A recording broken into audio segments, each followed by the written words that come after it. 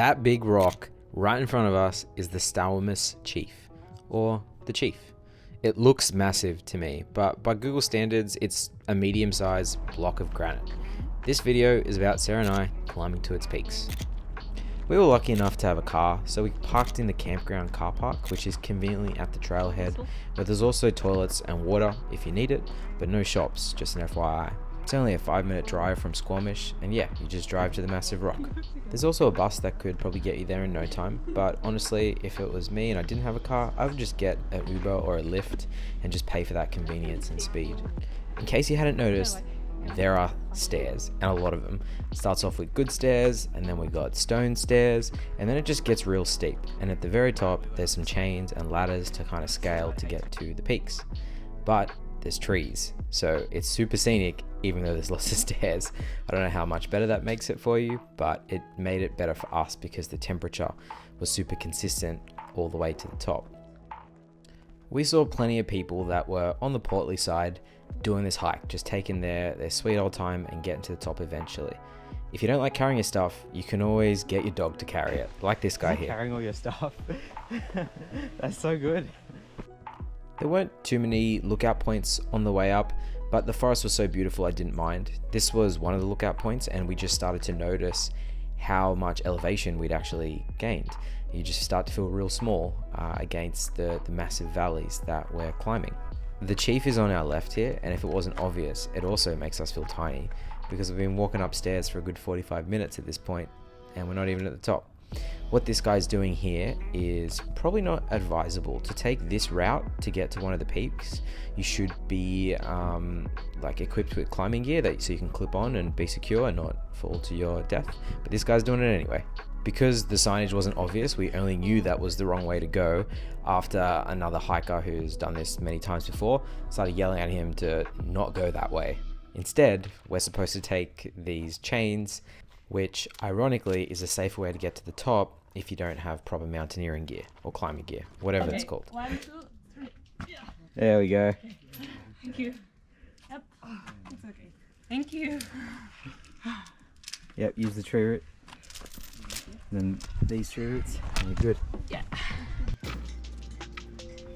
You can definitely expect to run into lots of people while doing this hike, and from all over the world. There were some French people that helped Sarah up, we ran into Kiwis, some German tourists, and it makes sense. This hike is only 5 minutes from Squamish, and the views at the top are spectacular for the amount of hiking that actually has to be done. Speaking of views, we are at the top of the second peak here. But why peak 2 first? What happened to peaks 1 and 3?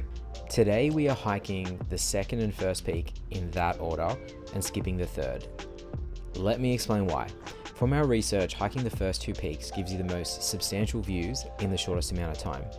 Straight to the best views and straight back. 700 meters of elevation in about 5 kilometers. The views from the second peak are arguably the best vantage point for everything. So you can see the third peak and the first peak. You're kind of in the center of both. For example, you might not have the best views of only the lake, but you'll be able to see the lake, the first peak, and the mountains behind the third peak. Hiking the third peak also would make it a loop style hike and add an extra kilometer in overall distance. But we have no regrets for skipping the third peak based on what we heard from other hikers on the hike and the images on Google.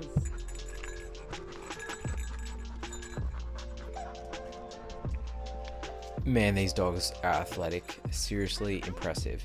So to get to the first peak, we had to get off the second peak, go through the forest for a little bit, and then basically go up some steep ladders and some rock faces, and then you're on the first peak. The first peak is awesome. There is full 360 views, a huge platform to chill out on, and yep, they are school kids. How did the parents sign off on a waiver for kids to just scale up this mountain? That would never be allowed in Australia. No way. We just chilled up here for the next 45 minutes, and other people had the same idea too.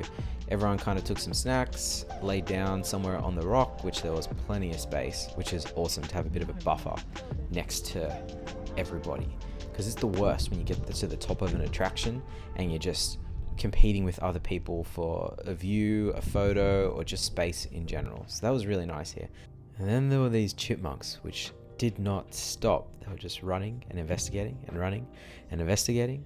We don't have them in Australia, so they were just novel to just watch the whole time.